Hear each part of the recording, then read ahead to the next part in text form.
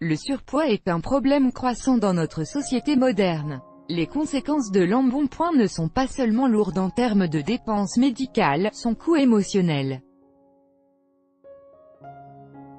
est énorme. Le surpoids a beau être un problème de société, sa résolution commence chez vous. Aujourd'hui est le premier jour du reste de votre vie, quand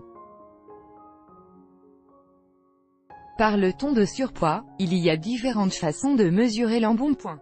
On se basait autrefois sur le rapport entre la taille et le poids. Les valeurs de référence n'étaient pas les mêmes pour les hommes que pour les femmes. Toutefois, cette méthode n'était pas toujours fiable. Aujourd'hui, on utilise principalement une méthode de calcul qui mesure globalement la masse graisseuse. C'est ce que l'on appelle l'indice de masse corporelle. Voici comment mesurer le vôtre. Indice de masse corporelle égale poids en kg. Taille en mètres. Par exemple, si vous pesez 95 kg et mesurez 1,85 m, vous calculerez votre IMC comme suit: 95, 1,85 par 1,85. Dans ce cas, le résultat est 28, arrondi. Au lieu de cette formule, vous pouvez utiliser notre outil de calcul. Vous pouvez interpréter votre IMC à l'aide des valeurs de référence suivantes: supérieur à 30, obésité entre 25 et 30, surpoids entre 17 et 25, poids normal inférieur ou égal à 17. Insuffisance pondérale, elle aussi dangereuse. Si votre IMC est supérieur à 25, je vous conseille fortement de poursuivre la lecture. Quelles sont les causes du surpoids? Point d'interrogation. Les causes générales du surpoids sont claires. Le principe est simple, on consomme plus d'énergie que l'on en dépense et cet excès est stocké par l'organisme pour être utilisé plus tard, tout d'abord sous forme de graisse abdominale, puis sur les hanches, les fesses et les cuisses. C'est ainsi que naît l'embonpoint. En principe, il n'y a donc qu'une seule solution: limiter son apport alimentaire. Mangez sain et varié et ajustez les quantités à votre activité journalière. Combinez cela une pratique sportive fréquente, et vous êtes bien parti pour perdre du poids. Mais d'abord, examinons plus en détail les dangers du surpoids. Surpoids égale danger. L'embonpoint n'est pas seulement difficile à vivre, coûteux et inesthétique, il fait aussi courir de nombreux risques de santé. Les risques répertoriés ci-dessous n'ont rien d'hypothétique. Si vous souffrez de surpoids, vous devez prendre ces risques très au sérieux, dans de nombreux cas, et la question n'est pas de savoir si vous serez atteint mais quand vous serez atteint. Cela peut sembler dur, mais c'est la réalité. Danger numéro 1, risque de cancer. Divers facteurs font que l'embonpoint augmente significativement le risque de développer certaines formes de cancer. Chez les femmes, de grandes quantités d'œstrogènes sont produites par le tissu adipeux pendant la ménopause. Cette plus grande production d'œstrogènes augmente fortement les risques de cancer du sein, de l'œsophage, des reins et de l'utérus. Chez les hommes, le surpoids augmente le risque de cancer du côlon. Danger numéro 2, troubles musculo-squelettiques. Le surpoids fait que les os ont beaucoup à supporter. Cette charge continue renforce les os, diminue le risque d'ostéoporose, fragilité osseuse, mais cela ne compense pas le fait que le cartilage s'en trouve endommagé. À la longue, cela peut conduire à la goutte, à des douleurs au dos ou encore à des troubles aux hanches. Au genou. Danger numéro 3, maladie cardiovasculaire à long terme. La combinaison d'hypercholestérolémie et d'hypertension artérielle conduit à des maladies cardiovasculaires. Surtout s'il y a diabète. S'ensuit un risque d'accident vasculaire cérébral ou d'infarctus du myocarde. Danger numéro 4, hypertension. Le surpoids est également un facteur d'hypertension artérielle. La pression systolique et la pression diastolique augmentent toutes les deux, ce qui entraîne un risque de maladie cardiovasculaire significativement accru. Plus on est en surpoids longtemps, plus le risque de souffrir d'hypertension est élevé. Cela implique notamment que les jeunes en surpoids courent un risque bien plus élevé de souffrir d'hypertension artérielle. Danger numéro 5, hypercholestérolémie. Une partie du cholestérol est issue de l'alimentation et une autre est produite par l'organisme. Le cholestérol que nous absorbons à travers l'alimentation est principalement issu de graisses animales, par exemple, fromage, beurre, bacon, saucisses et autres viandes. Ces produits sont très riches en cholestérol. Manger en excès, en particulier les aliments mentionnés ci-dessus, entraîne la hausse du cholestérol. Le risque d'hypercholestérolémie est encore plus élevé en cas de graisse abdominale importante. On sait que le cholestérol est mauvais pour la santé en général et qu'il peut augmenter le risque de maladies cardiovasculaires. Danger numéro 6, risque fortement accru de diabète. Il y a un lien évident entre surpoids et diabète. Quand on souffre de surpoids, en particulier de surpoids abdominal, on a automatiquement plus de graisse dans le sang. Ces graisses sont directement responsables de problèmes de sensibilité à l'insuline. On parle alors d'insulinorésistance. L'insuline est sécrétée par l'organisme pour maintenir l'équilibre glycémique.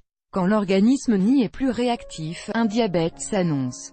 Mais l'affaire ne s'arrête pas là, le diabète peut entraîner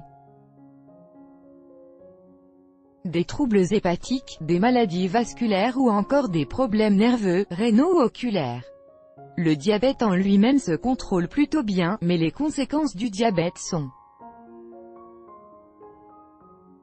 souvent 100 fois pire. Danger numéro 7, et quelques autres problèmes menstruels, infertilité, ramollissement cutané, mauvaise cicatrisation, apnée du sommeil, emphysème, asthme, et essoufflement comptent parmi les autres problèmes qui peuvent résulter du surpoids. Les dangers pour les enfants. Le surpoids est également très dangereux pour les enfants. Encore plus dangereux que l'embonpoint qui se développe à l'âge adulte. C'est un fait que nos enfants sont de plus en plus gros. Remédier au surpoids infantile requiert d'en comprendre les causes. En voici, selon moi, les cause principale. Les enfants ne jouent plus depuis l'avènement d'Internet et des réseaux sociaux. On voit rarement les enfants jouer dans la rue. Leurs amis en chair et en os ont été remplacés par leurs 200 amis sur Facebook.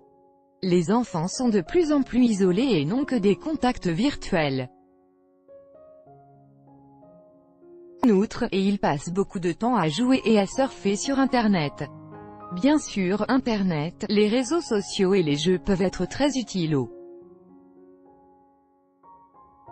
enfants et font partie intégrante de la société moderne, mais il faut de la mesure dans toute chose. Les enfants passent trop de temps derrière les écrans au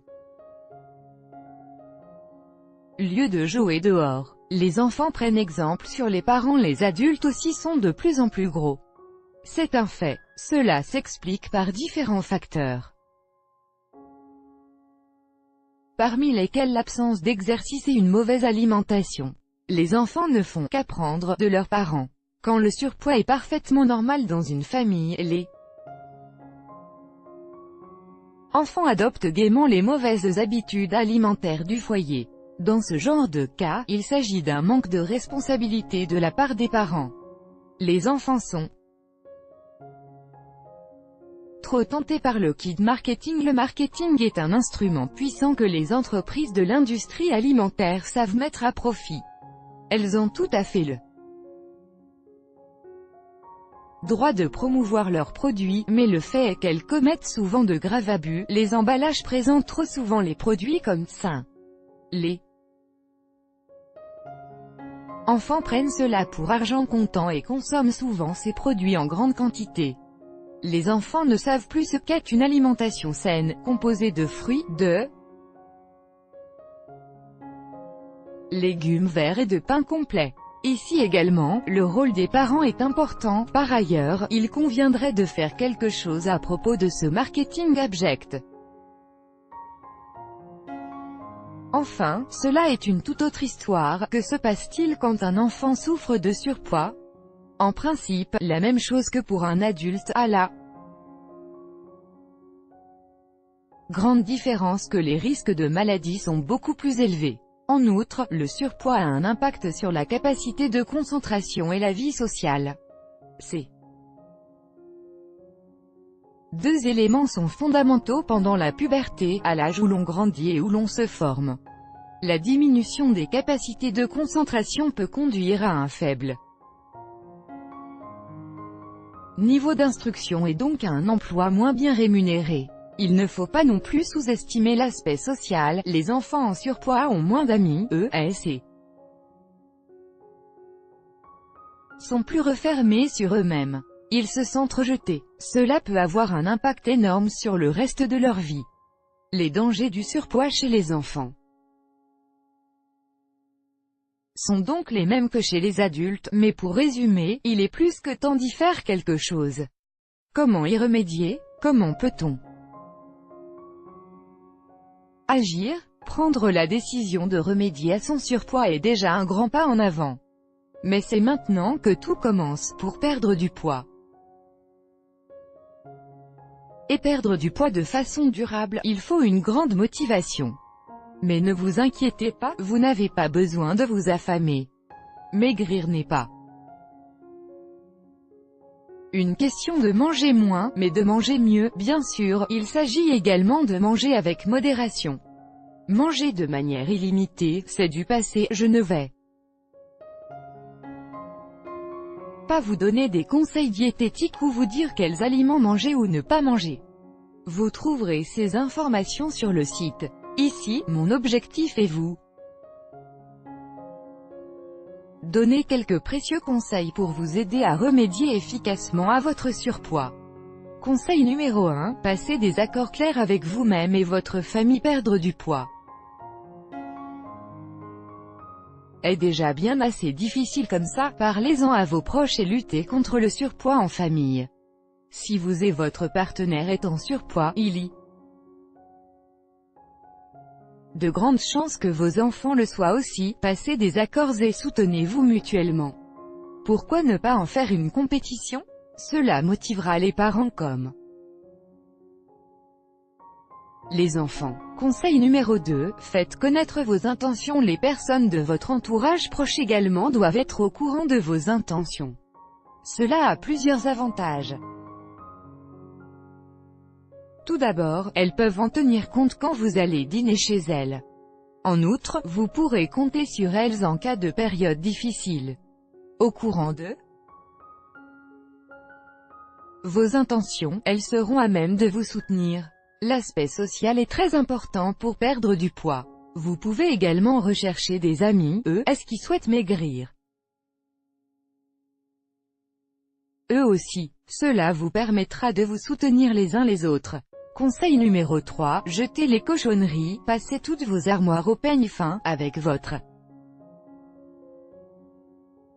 famille par exemple, et débarrassez-vous des chips, du coca, et de tous les aliments mauvais pour la santé et la ligne. En effet, c'est radical, mais c'est la seule façon d'éviter d'être tenté. Il va sans dire qu'il faut arrêter d'acheter ces cochonneries. N'oubliez pas les petites cachettes, les vôtres et celles des enfants. Conseil numéro 4, dressez un menu hebdomadaire chaque semaine. Faites le planning de ce que vous allez manger. Bien sûr, votre menu doit être sain, varié et nutritif. Dressez ensuite votre liste de courses sur la base de ce menu. Non seulement cela vous permettra probablement d'économiser beaucoup d'argent, mais en plus, vous éviterez ainsi de succomber à la tentation d'acheter des choses dont vous n'avez pas besoin. Ne pas en avoir chez soi vous évitera d'être tenté. Conseil numéro 5, faites du sport. Faire du sport est bon pour la santé, nous le savons tous. Le sport entraîne la combustion des graisses et favorise donc la perte de poids. En outre, plus on est musclé, plus on brûle de graisse. Plus soutenez l'effort longtemps, plus vous perdrez de poids. Mais commencez en douceur, l'intensité doit être adaptée à votre condition physique actuelle. En y allant progressivement, vous verrez que vous y arriverez de mieux en mieux. Croyez-moi, c'est très motivant. Conclusion: l'embonpoint est un problème pour les personnes en surpoids comme pour la société. Il est parfaitement possible d'inverser la tendance, mais cela demande un engagement de votre part. Fixez-vous des objectifs raisonnables, et mettez-vous à la tâche. Il n'est jamais trop tard.